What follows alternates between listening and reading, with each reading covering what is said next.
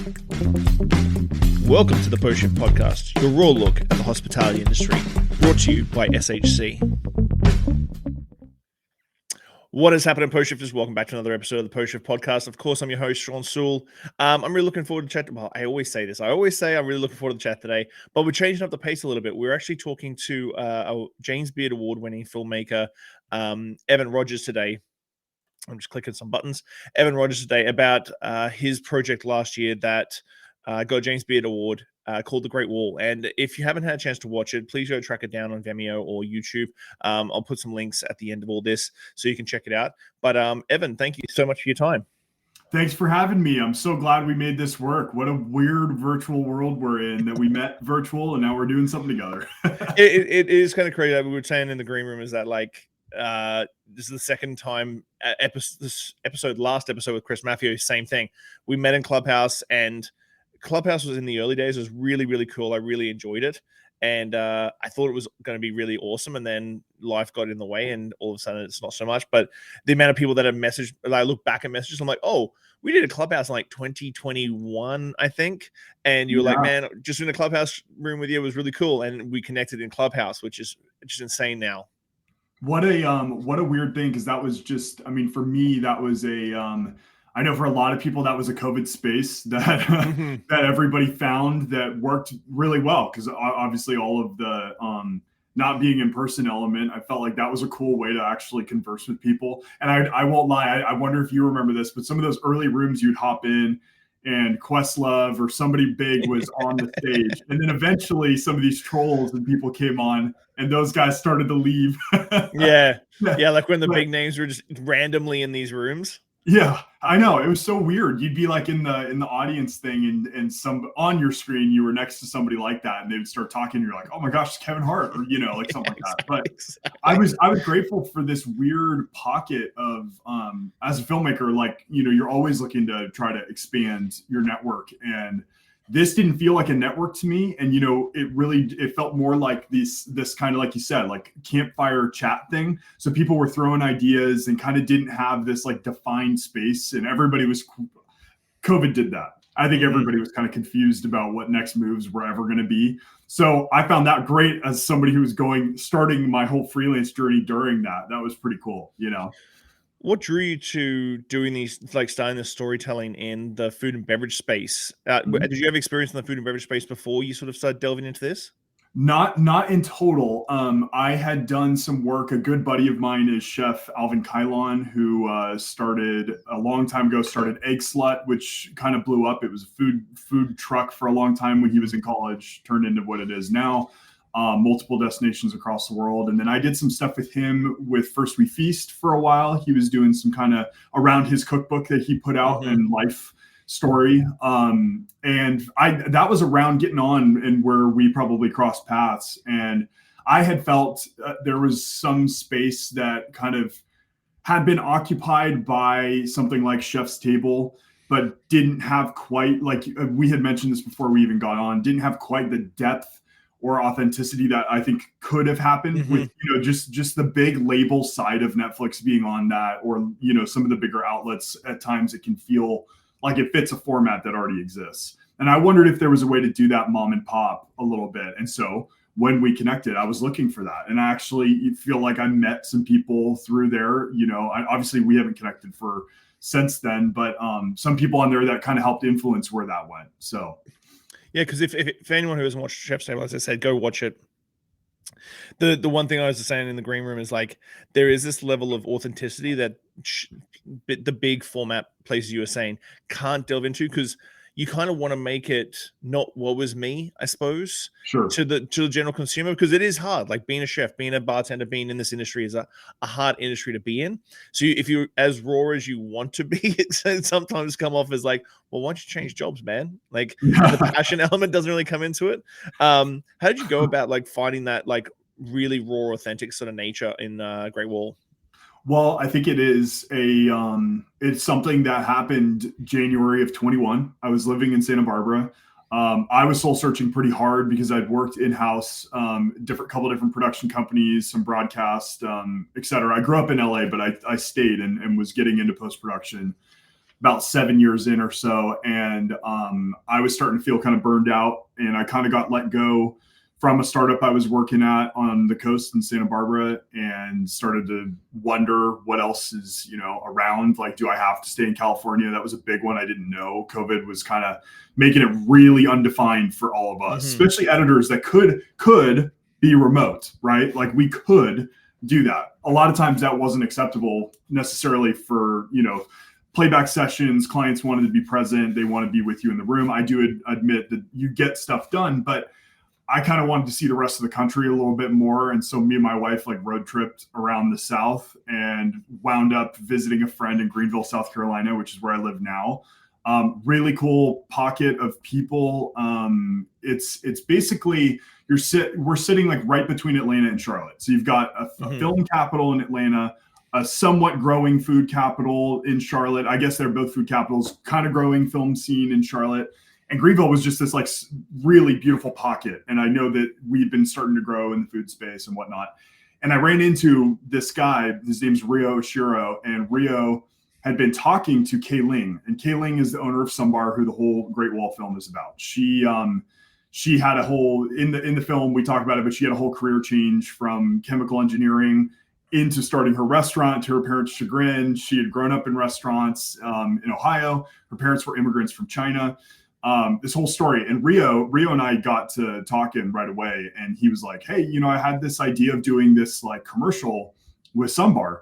And it was just going to be a proof of concept something. And I had just gotten off of a documentary that is called Spellers, about the communication rights for non-speaking autistics, which did very well. We won Best Doc at the Phoenix Film Festival. It got played all over, tons of screenings all over the US. And that taught me this formatting, which is what is in the film. The formatting of what it looks like. In this case, it worked wonderful with Killing to put a minority voice specifically, or somebody that needed a spotlight in the spotlight. And what does that look like from a storytelling standpoint? And me and Rio were like, hey, I pitched him. I was like, let's make it something more than just a commercial, because we get hired to do commercials all the time. I do commercials all the time, all over the place.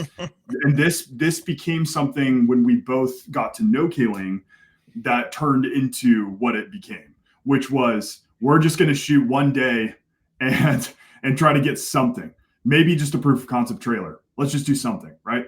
And then that turned into the full film. But I think when you're looking at a story like hers, which we can get into, it becomes really easy to craft. It's harder to create the space in the formatting to make it make sense to an audience, if that makes sense. Yeah. How long were you filming? Because it goes over a couple of years. It's not like a 3-month little film shoot. It goes over a number of years. Which is how all documentaries become. I mean, what I love and what I've learned on my other films and stuff I'm developing right now is you learn and you grow and evolve yourself as you evolve the story and that person in the story, your subject or subjects, plural, right? And we started with Sumbar before Sumbar opened. And the significance here is that Sumbar is a dim sum restaurant, Chinese restaurant that's in Greenville, otherwise barbecue and brews town, really not much diversity there in the food space. And she was doing something, I think that's a big part of it, doing something that nobody was doing. And her trying to open was we timed it somehow to where she was about to open. So we shot in the shell of a restaurant before there was anything. And so I think to answer your question, I think we just kind of started to assemble the pieces of what does this look like early? And what really is the story? We have the workings of a story. We have the workings of, it's like journalism. You have the workings of something, but you have to go visit. If it's about a restaurant opening, you have to do that due diligence to be there as the stages go, right? And we weren't there from breaking ground, but pretty close. And so I think it evolved over time, and our conversations with her evolved over time so much. And I adapted the formatting a lot in post-production to try to fit something that made sense on a more commercial hype type angle for the launch, but realized that wasn't really what this was about. And we had a real come to Jesus moment with her. And we're like, hey, we need to go deeper here. I know you have more to your story than just, I quit my job and started this. That's cool alone. I think that's awesome, especially the timing, right? But over those, 2 years almost, we retooled the whole thing, and it became what it is, which is really a somewhat identity crisis story for her at the beginning of like, my parents didn't want me to get into restaurants. They got into it because they had to. They had, the language barrier was strong for them, her grandma, and then her parents. They worked hard so I could get an education.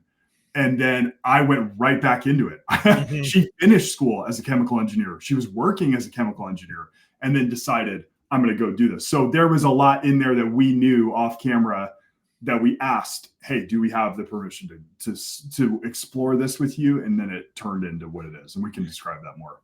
Yeah, because at the start she's like, "Well, I didn't ever really think that I cooked a lot when I was a kid," and then you start peeling back the layers, and then it's like, "Okay, no, you're multi-generational restaurateur." Like, I can understand most parents. Like, I'm a parent, and when my daughter talks about getting in the industry, I'm like, I just want you to do better than I have done. Like, it's a hard industry to be in.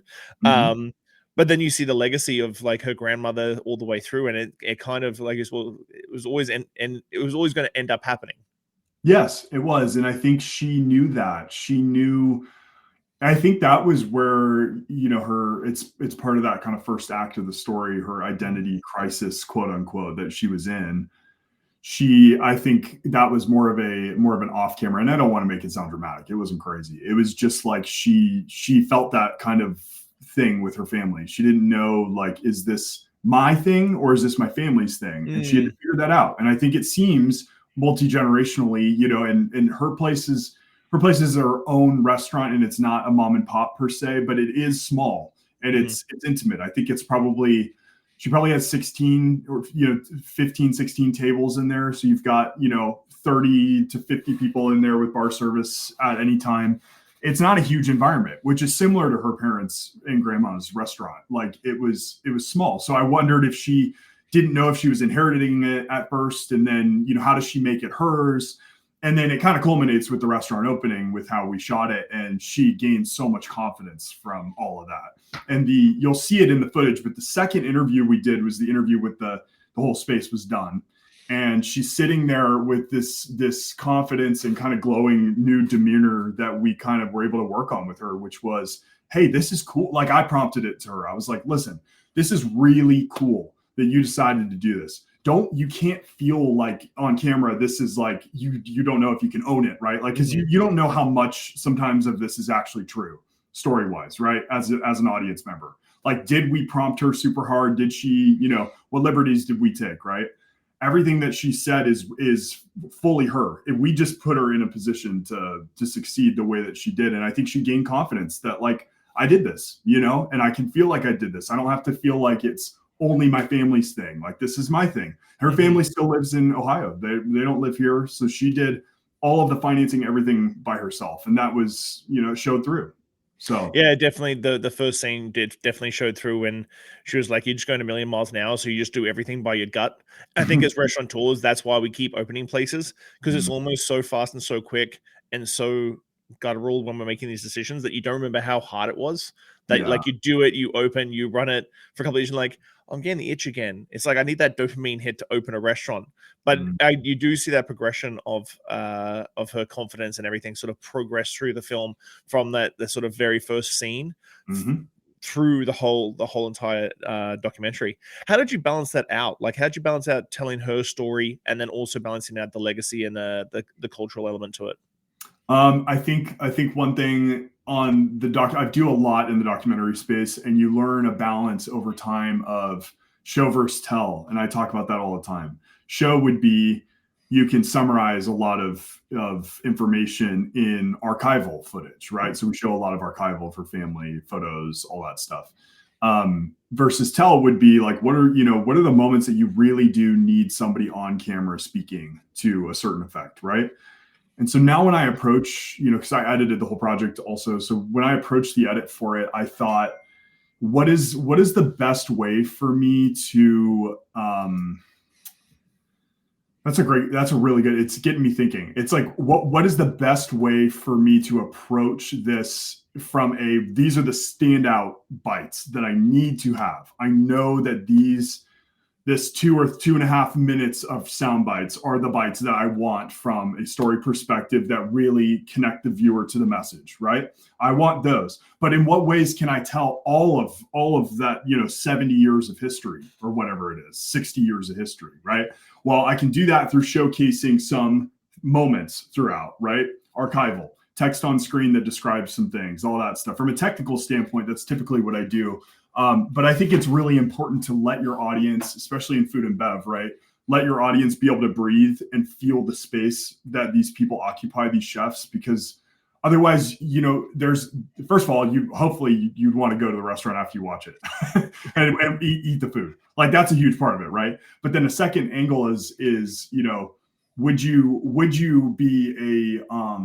really understand the mission, I think, of what they're about if you didn't figure out the balance between show and tell? You can't just beat people over the head with a bunch of exposition, or it's hard to follow. And you can jump. There was time jumps through the whole thing that kind of give you an idea. Sometimes something as simple as that triggers in our brains, like, okay, there's passage of time. And that do that just through text. Quick text thing, right? So I don't know. It's hard to do in a short because it could have been a feature. We could have gone, if we had bigger funding, we could have gone to China and gone way back in that. And we've thought about pitching that in the future. I think that would be a cool thing to do to unearth more of her grandma's story. What was your biggest challenge doing the Great Wall? Because again, as you said, it was over a space of 2 years. Was it and because again we open restaurants so fast and so quick? Was there any moments you're like, I need to be there every day so I don't miss a single thing? We did feel like that at times. I think a big element of that is what are the key moments to go and focus on. And she was very transparent with her timeline. Obviously, the restaurant opening was huge. When we first shot, I think we were probably 8 months in advance of that, when it was still completely, and that was her timeline was, hey, it has to open. So we kind of had a timeline to follow a little bit. But I think, what's really important is we shot that final interview and a lot of that golden hour looking, or, early morning footage with all of her stuff and the dinner that she did, all that was all toward the end of the timeline. And then we had footage from the event itself that we used, all that stuff. But I think what's key is what happened after, because we did all that and we put out a trailer January of 23 after that point, once we had shot that second day. And that's all we shot. We shot 2 days. That was it. And after that point, we kind of wondered like, okay, still, what direction is the edit going to go? We finally finished the edit midway through the year. It took us a while because, we're always doing all other stories. And I think what happened after is the key, though, because we sat on it, and you have to sit on it sometimes to figure out, does it make sense? Does it make sense to the audience? Does it make sense to me? Because I have a bias. So I'm going to think, yeah, I know all that information. So if it's not making the edit, I already know that. But does your audience know? Like what facts do they need to know? And then timeline wise, like, what was the next step?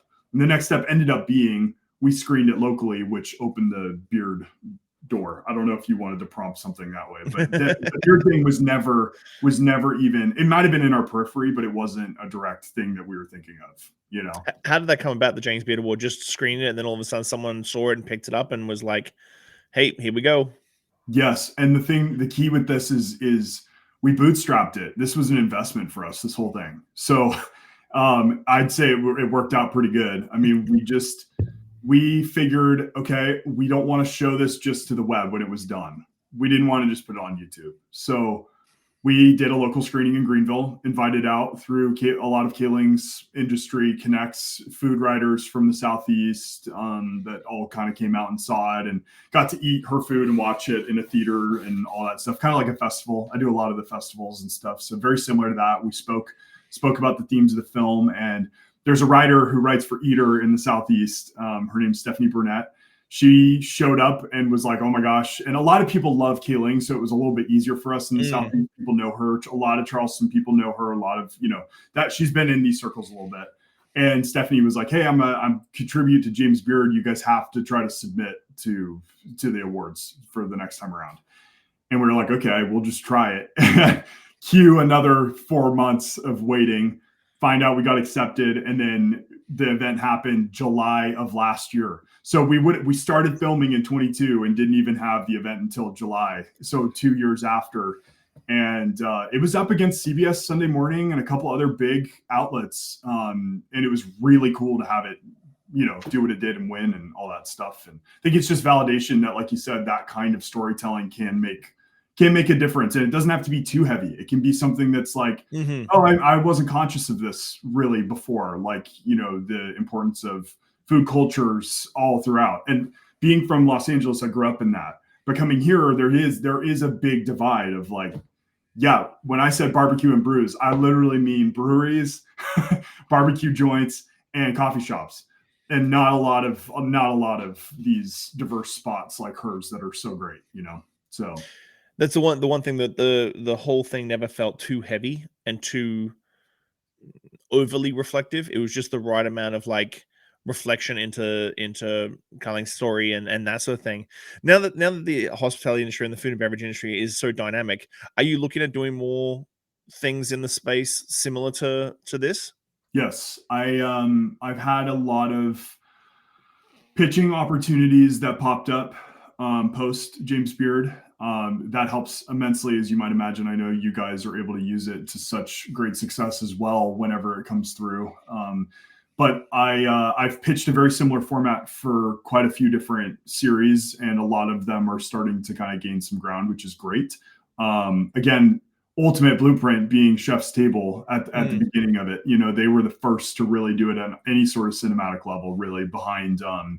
There was the one feature doc that had come out right before it that inspired it. Anyway, so lots to come on that front. I'm excited about that. It's very cool to have something that gets vetted, even if the story never did get the James Beard seal of approval and the emblem and all that stuff. It doesn't mean that story's less valuable, obviously, and didn't make the same impact. But it is cool to see that, like, okay, the formatting can be repurposed, and I've been repurposing. And I think really what that is it's just my expression as a filmmaker or storyteller. I want to not continue in the same train of thought, but I do think you can build pockets that you're known for, right? And that's, I'm sure, very similar with food, right? You can do that. And I think there's so many crossovers between the two industries. That's what I get fired up about, is I can speak the same film language with chefs so much, and similar to what we're doing right now, because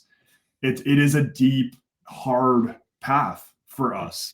And it is very time consuming, and you put your heart into every part of it. So I think that crossover also made the piece special, and is continuing to do that in the future, Yeah, now that you sort of mention it, I feel like there is an alignment between the hospitality industry and filmmaking, because it is a passion driven thing, and money in business is always sort of a secondary thing. You sort of do so much hoping it'll pay you back in the long run, and you just put it out and you do it, and as you said, like 2 and a bit years, like before the James Beard Awards. Like that's a bit of a haul, and you don't want to go broke. Yeah, exactly. You got to, and that's always the balance. You got to balance it so you're actually making money.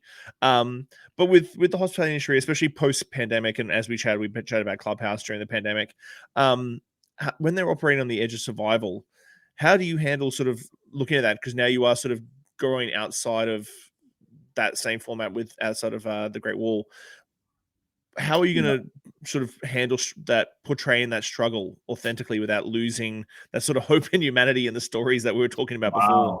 That's a great question. I think really what I've learned is, for my own personal journey, leaving Los Angeles was important for me. I'd grown up there. My father's in the studios, so I'm familiar with how all that functions, and it was important for me to take a journey myself and transplant myself somewhere to really do that growing and do that research for myself on where I wanted to be story wise. I think with food and bev, and just the way that our climate is across the board right now, I think one positive from COVID, if there was a positive from COVID, I think for those that made it through it, it really became a unifying force for conversation in a lot of ways. I found that I'm able to get deeper with people, which is a lot of my domain. I do a lot of very thoughtful level stuff similar to Great Wall. So I'm able to find deeper stories, I think, because of that in a lot of ways. And I hope that that's something that continues forward, because really what I'm doing now as a director, producer, and I run a post production. All of that is branched off of what happened during COVID. There's a lot of people on Clubhouse that I met that are still people that I see. So think about this. I didn't know. I met a dude on Clubhouse in one of the film groups. His name's Jordan Chapman. He connected me to my friend Max, who I now own a business with in Greenville, who he worked for in Colorado. And that's somebody who totally changed my life. I just saw him the other day and I was like, dude, like I haven't like hung out with you very much in person, but thank you for doing that, because it really did change my whole trajectory. I just happened to follow that lead, like that whole group of people now in film is all these independents and people that are starting their own companies and starting their own production companies and doing their things and finding these stories. And, it feels right now like it's a very pitch heavy growth thing in film, and it doesn't have to be right to the studios. So I'm hoping those stories, though, to what you brought up, I hope the depth of these stories continue.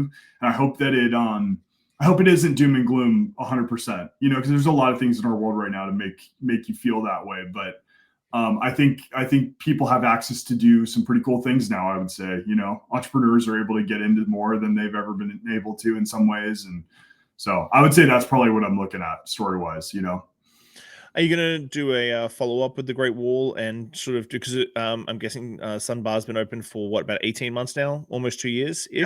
Uh-huh. Mm-hmm. Yeah. Have you kept in touch and are you going to do a follow-up on where they are now sort of deal?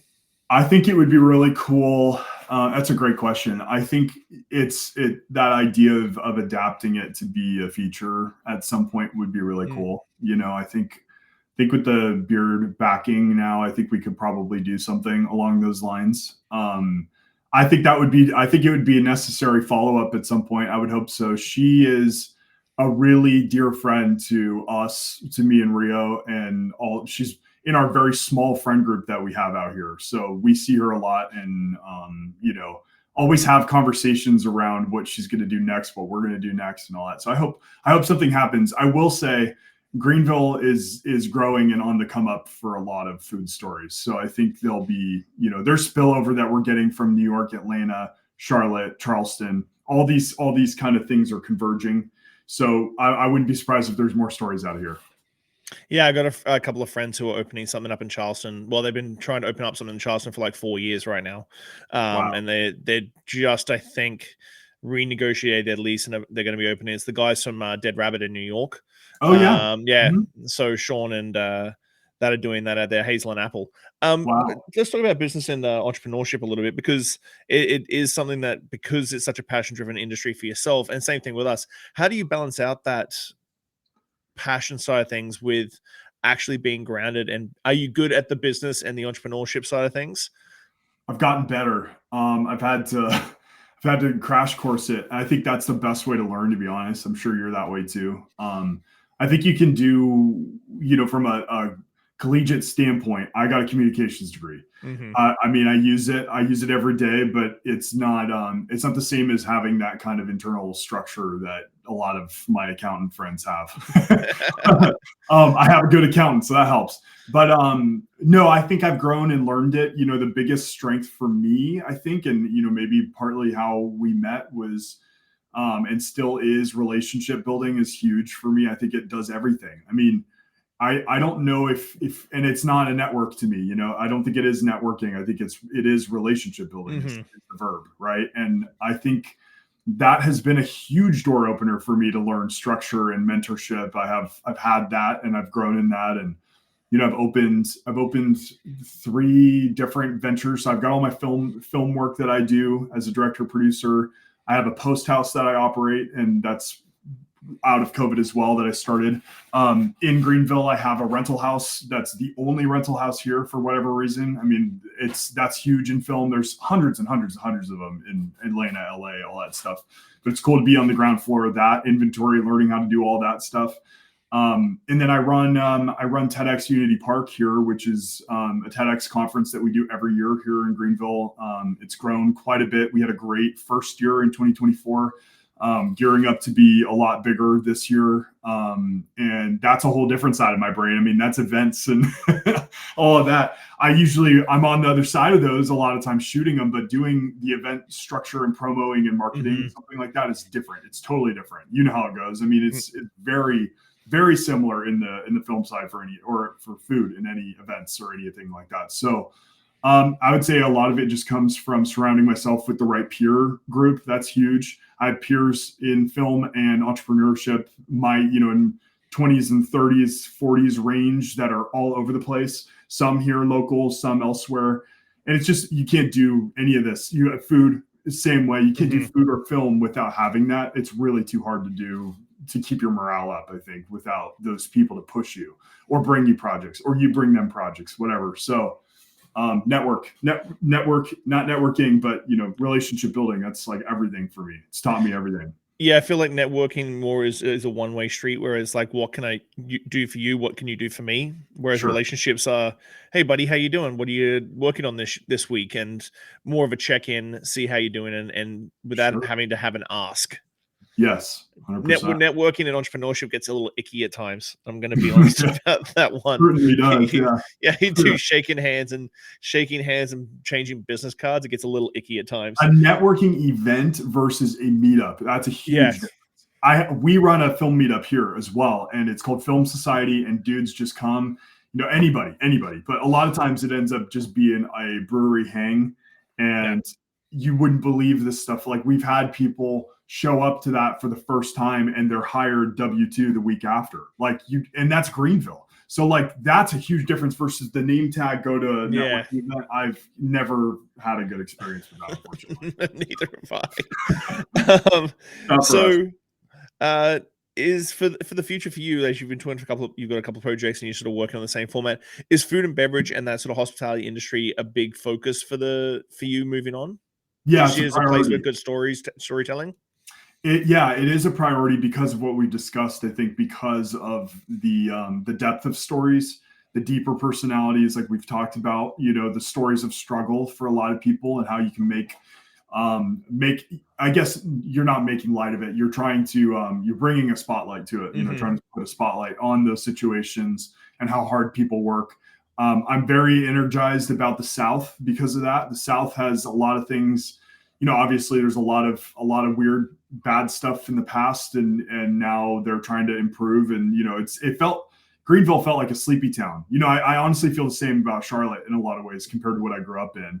And to see them trying to grow that and trying to really, try to include everybody, try to be a part of like really improving the GDP in all these areas. It's cool to see, and I'm interested in that because I just think there's so much that we have not really seen or heard in these little pockets of people, right? And there's a lot of Southern culture is so different to me anyway. I mean, it is very warm and hospitable and all that stuff, but there's some grinders here that want to do stuff. And so I'm hoping that there are more, and there is in the works. There is stuff like that I'm working on right now with partners. So that's the way to grow, though. I mean, that's the only way to grow in this kind of storytelling is you have to have partners.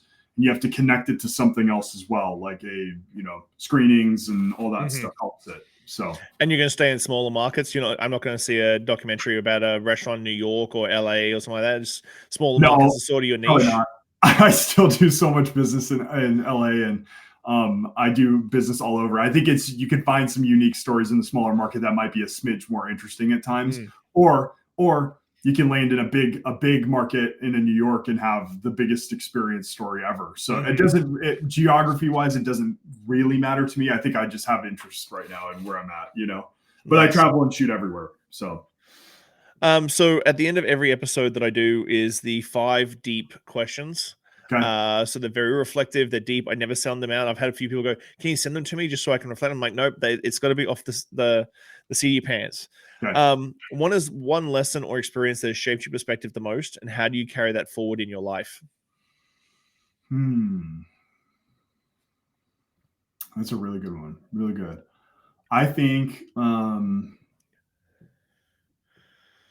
I would say one that comes to mind is to be very cognizant of every interaction and relationship that you have of any stage, and to not into like mentorship has helped me in this one, not to sacrifice your personal life and pursuits, there, and family and all that stuff, for just trying to get ahead in certain career things, right? I think it's very easy for us to sacrifice for the art of film or food or whatever it is, or photo, whatever it is, right? But I've had to learn that you really should be very grindy like that in seasons. If you can figure out seasons of your life to do that, and to consider every relationship you have across the board, not just your business make money contacts, then you can kind of live a little bit more of a balanced life in the life that we find ourselves living. It sounds like That's awesome. high demand, high art, all that stuff. It's hard. And I've still been trying to balance. I've been working for 11 years, and I'm still trying to find a balance of what that looks like. And it sounds like people do until they retire. So I'm trying to do better at that, If you could leave one lasting message or piece of wisdom for the world, what would it be and why? Try to, we're all here. I feel like we're all here for a purpose. We serve a purpose being on Earth. Try to make an impact, I think, in somebody's life. And if you can do that in a cool way, like what we get to do, through experiences, through food, through visuals, or whatever it is, try to put the emphasis on somebody else for when you create or try to impact, instead of yourself. Go start with how they think first before you. Looking back on your journey, what is something you wish you had understood earlier in life? I know it's so cliche, but I maybe this is more even current, but try to allow myself to feel that I can have some patience with my process. I think that's one. I'm very quick to just first of all, OCD, that doesn't help. But just allowing myself to be able to work through my process in my time, push myself, but like, don't kill yourself doing everything. You're not perfect. So how do you define success, and has your definition of it changed over time? Yes, I mean, it goes in with what I said, first or second, with I've had to revalue what that looks like from a life standpoint. I think there's a lot of different levels of success you could have, but I would hope that for me, it's that I was present for people in my relationships, that I don't crowd myself so much that I can't be, and that I give myself the ability to process, breathe, recover, reset, all of that stuff. That's what I would probably say to that one. What do you hope your legacy will be, and what steps are you taking to build it? Really be multidisciplinary. I'm really trying to work on that. I've seen so many filmmakers that just stay in that path forever, and when the work dries up, they don't have it. And so that's for me on the film side. That's why I try to create it and pitch it a lot, not just because I have a whole engine of content that I'm getting paid to do, and of all different disciplines, but it's not always the most fulfilling, right? It's not. So you have to find the way to do that. And then the other would be, what was the other angle that I was going to go with that? Being multidisciplinary, try to diversify income the best way I can. I've got rentals. The rental business that I'm running is passive for the most part. I have a meetup culture here that's growing and doing its thing. I own a house. I didn't think I was going to own a house in my late 20s, but that's cool. I'm stoked on that. Trying to buy more property and like get into that sort of game too. Not just think that everything I do is just my art.